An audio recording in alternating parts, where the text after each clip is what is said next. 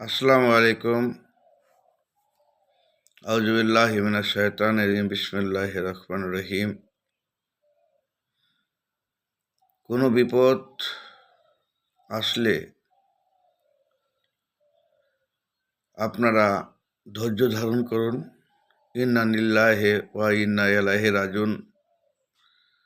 আপনাকে ধৈর্য ধারণ করতে হবে এবং আপনাকে আল্লাহর কাছে দোয়া চাইতে হবে। ইন্না লিল্লাহি ওয়া ইন্না ইলাইহি রাজিউন। আর ধৈর্যের ফল আপনাকে দিবেন এবং যা হারাইছেন বা যেটা নিয়ে আপনার কষ্ট, তা থেকে অনেক ভালো জিনিস আপনাকে প্রদান করবেন ইনশাআল্লাহ।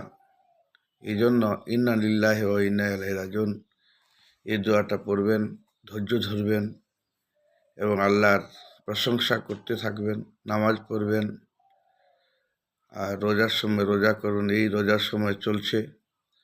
রোজা আপনার শরীরের পক্ষে হোক বা আপনার ইহকাল এবং পরকালে জান্নাত আল্লাহ তাআলা আপনাকে দিবেন, এই জন্য রোজা করবেন। আর কোনো বিপদ আসলে ধৈর্য ধারণ করবেন। এটাই হচ্ছে আল্লাহর মূল কথা। সুবহান রাব্বিকা রাব্বিল ইজ্জাতি আম্মা ইয়াসিফুন, সালামুন আলাল মুরসালিন, আলহামদুলিল্লাহি রাব্বিল আলামিন। আমিন।